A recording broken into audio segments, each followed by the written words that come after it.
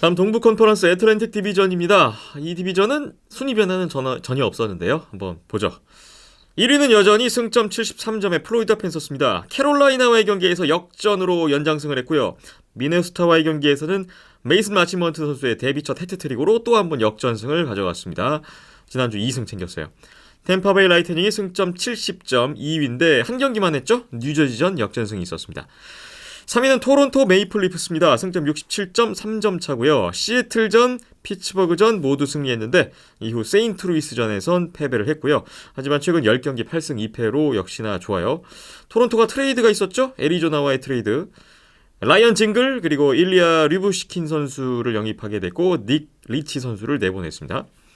다음 4위는 승점 60점의 보스턴 브루인스입니다. 뉴욕 레인저스, 뉴욕 아일랜더스, 오타와를 상대해서 3경기 1승 1패 1OT를 기록했습니다. 디트로이트 레드윙스가 승점 52점 5위이네요. 미네소타전 역전패 후에 뉴욕 레인저스전은 슈트아웃 승. 그리고 오타와 세너터스가 승점 41.6입니다. 지난주에는 세인트루이스, 버폴로, 보스턴을 만났는데 3경기 1승 1패 1OT를 했습니다. 버폴로 세이버스가 7위입니다. 승점 40점이고요.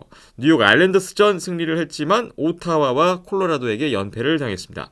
몬트리올 커네디언스는 승점 25점 최하위. 세인트루이스전 재역전 연장승을 했어요. 8연패 끊었습니다. 마틴 생루이 감독 4경기 만에 첫 승을 올렸던 몬트리올 커네디언스입니다.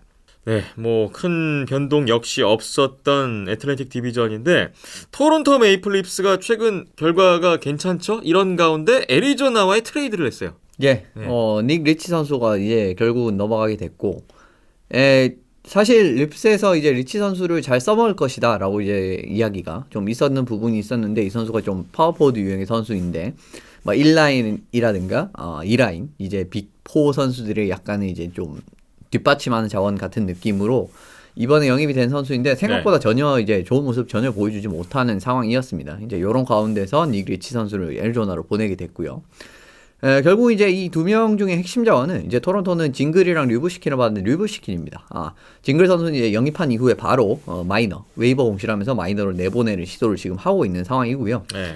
류브시킨 선수 같은 경우는 옛날에 이제 로코모티프 야로슬라블에서도 이제 활약을 했었던 선수이고 최근에는 이제 애리조나에서도 이제 지금 뛰고 있는 상황이었는데 이 선수가 기본적으로 이제 괜찮은 피지컬 사이즈 그리고 이제 피지컬 플레이에 능한 선수이고 굉장히 어떻게 보면은 적극성이 뛰어난 선수입니다. 기본적으로 이제 좀 적극적으로 이제 피지컬을 사용하는 플레이를 많이 선택을 하는 유형의 선수이기 때문에 그동안 토론토가 약점이라고 할 수 있었던 부분을 약간은 해소할 수 있을 정도의 유형의 선수라고 할 수 있어요. 그러니까 토론토는 기본적으로 지금 수비진에서의 선수들이 너무 적극성이 부족한 선수들이 많습니다. 그러니까 저스틴 홀 선수 같은 경우에는 피지컬 같은 부분이 있긴 합니다만은 이거를 100% 제대로 수비적인 역량으로 살려내지 못하는 유형의 선수고, 뭐 라일리라든지 머진이라든가 그 다음에 브로디 선수들도 사실 이제 뭐 피지컬 플레이에 강점이 있는 수비수라고 보기는 조금 어렵죠. 그래도 그 중에 이제 머진이 좀 나은 편이라고 할 수가 있는 부분이고, 그리고 이제 하브라인에서 뛰고 있는 더모트, 산딘, 릴레그렌 이런 선수들 같은 경우에는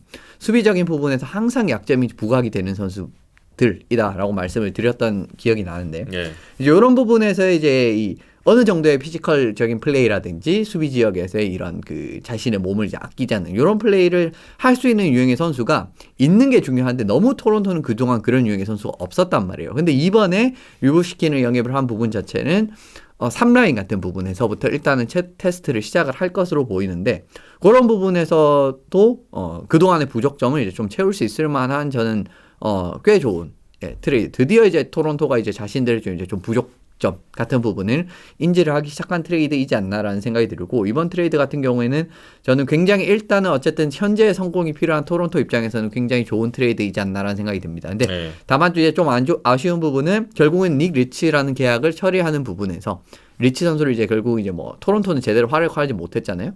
그 과정에서 캡을 결국은 처리를 해야 되는데 그 과정에서 이제 결국은 2라운드 지명권이 한 장 넘어갔습니다. 이게 결국 이제 조건부이기 때문에 3라운드로 바뀔 가능성이 있긴 한데 어쨌든 2라운드 지명권이 넘어갔단 말이에요. 그러니까 이 좀 큰 가치를 지불을 했단 말입니다.